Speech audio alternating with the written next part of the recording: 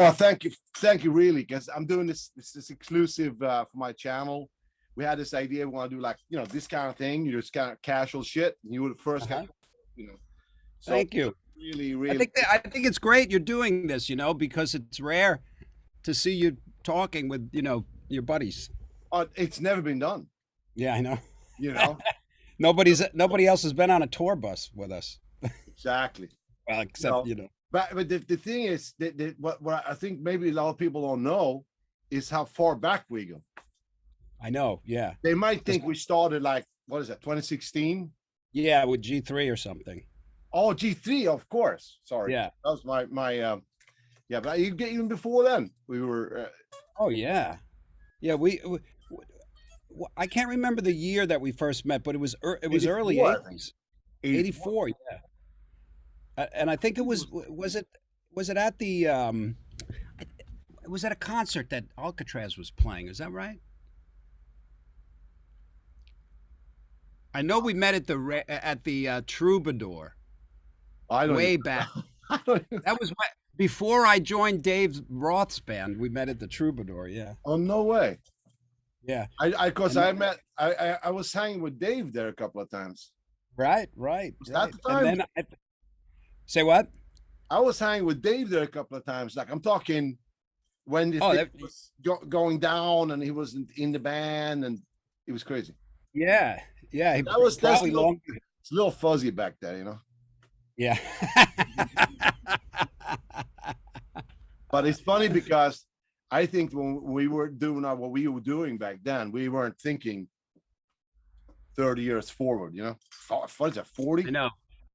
40 years. I think it was, yeah, like 38 years. Yeah. Long time.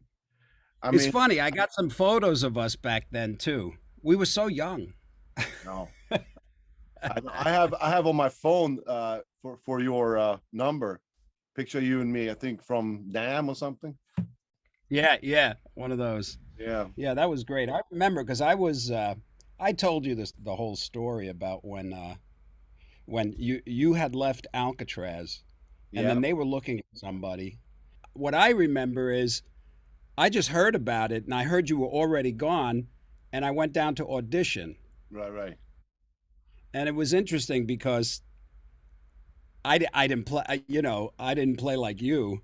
And I was expecting that they would want somebody, that could really shred because I wasn't really that guy. But, I had a couple of things going on. But I had done the audition and I know that I go in there and I play and the guys in the band are like, no, that he's not right. So I thought, okay, they got who they wanted. They found the right replacement for the best that they could do, and then I got a call that I got the gig, and that story where the first show, I think it was in oh, where the heck was it? Riverside, and nobody knew. The majority of the people there were there to see you. Oh, And I'm walking out onto the stage, and nobody knew that you weren't there. I'm sure somebody must have known. So, Yngwie, as far as I could tell, nobody knew because the entire audience was chanting your name Oh my as I'm walking to the stage, and I'm completely unknown. I'm just this weird guy that's not Yngwie. I get up there, and man, when I got up on the stage and looked out into the audience, all I saw was this. God. Oh my God. It was hilarious, but I got through it. But then right after that, you started right away with the No, what Rising happened Forward. with me was that it was so fast because when I started in Sweden, I started playing when I was 7. I had my first guitar when I was 5 years old. I had my first guitar, Yeah. but I didn't play until I was 7. And by the time I was 8, I was playing, all this weird stuff. My brother used to go, my older brother. So he went out and bought a good electric guitar, which I eventually kind of Oh yeah, yeah, got from him. yeah. So once I had an electric guitar and an amp, I said to one of my classmates, I'm not 8 years old. I said, hey, we have a gig on Friday. He's like, what are you talking about? You're playing drums. I don't play drums. It's okay. I show you how to play drums. Don't worry about it. I don't have a drum set. I have a drum set. My grandfather's a drummer. My brother said, so you gotta play on Friday. And I go, okay. And I just showed him how to do that. And I would just rip over this. I was 8 years old and was feedbacking and shit like this. 8. And what did you guys play? Just jammed, you know. I mean, he just held down the beat and I was just making a lot of noise. And this was in the school where you have your lunch, you know. It was like a little stage.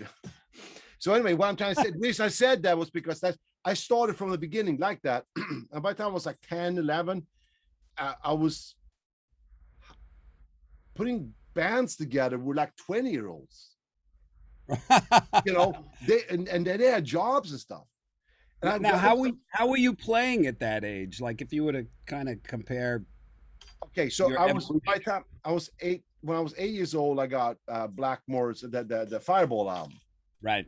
You know, and also in Sweden, you got to remember, in Sweden in the 1970s, there was one TV channel from 6 to 10, and it was usually about farmers, you know, and there was no radio, nothing, no video cassettes.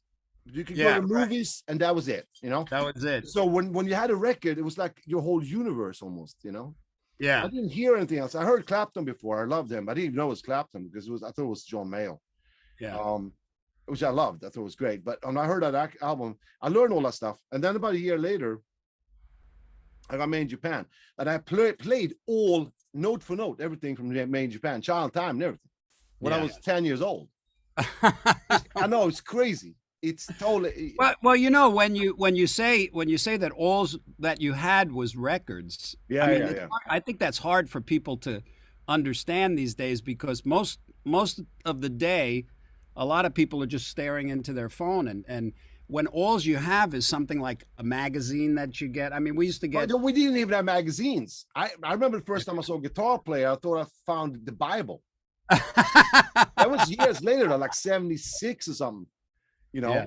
But what I'm trying to say, so just asking about the level, I was, you know, for being that little kid, I was, you know, I used to blow people's minds, but they thought it was very strange, obviously. But anyway, then I started ruling of like the point I'm trying to make is I started like bossing everybody around and say like, hey, you're supposed to be here at 12 noon. Yeah, but I have a job. I don't give a shit. You're supposed to be at 12 noon and you're fired. Fuck you. I'm 10 years old, right? You didn't even pay them and you fired them. And it was hilarious. So anyway, what I'm trying to say is I did all that. And then, you know, 1982, I sent this cassette tape. Remember cassette tapes? Yeah. Cassette tape to Guitar Player magazine. And that's how it all started. That's the Mike Varney thing? Yeah, which was me playing all the instruments, by the way. Drums, bass, keyboards. I think you played me that tape. Yeah, I played everything. So anyway, the reason I'm doing this is how it worked out. So I had that kind of like mentality, solo mentality from the beginning. And then I got a ticket to go to play with Steeler, which I played with like 2 weeks or something. And then I got offered to be in UFO and, well, became Alcatraz the same day. And I started bossing people around then too. I said to Alcatraz, yeah, I'll join your thing if you let me write the songs. You know. Anyways, so to make long story even longer, what happened was we went to Japan in January '84. Yeah, I remember. As soon as we went there, the Japanese let me go, we want solo album. We want solo album. Oh, okay. Yeah. I remember now. Yeah. So what happened was I started making that album while I was still in Alcatraz. So I recorded the back basic tracks, and then we went on the road, and I would go home and do a solo. Then I would go back on the road and so on. And it was during this time, July '84, when it all came to head in Tulsa, Oklahoma, and you know, I left. Mm-hmm. And I just basically went home and finished that album, which was meant to be a Japanese release only, and then started the second album. It was supposed to be the first one. So so that Rising Force, that first record was only supposed to be a Japanese release? Yes. Wow. And it hit Billboard charts as an import record, but not the import charts. it hit the Billboard charts. Oh wow. Kids would go buy like what was that, $30 back in those days for a Japanese Yeah, pressing? yeah. You know, The and they imports would are go buy expensive. this album like crazy. And no one knew. And then when the label found out, they said we got to release it in America. So both those albums came out at the same time, you know, marching out. Oh, I see. I see. It was very strange. But Yeah. so Yeah, we did things very, very different back then. I mean, you could have a CD that's an import, and still people would import it because they couldn't download it, or, you know. no, it was all. I mean, I remember even when I was a little kid, you know, I remember how kids in school would say, "Hey, look, I got the new album, whatever." I don't know, the band's The Sweet or whatever. They were really Yeah. You know, they were ABBA. No, it was The Sweet, and Alice Cooper was big in Sweden, you know. Oh, okay. I remember Kiss too. But Yeah. they would have gone to somebody's house and record their album and have a cassette. And I go, why would you do that? You don't have the cover. Yeah, you don't have to I cover. always wanted a cover, you know? Yeah, you gotta have something to fetish. Exactly. You gotta have that thing.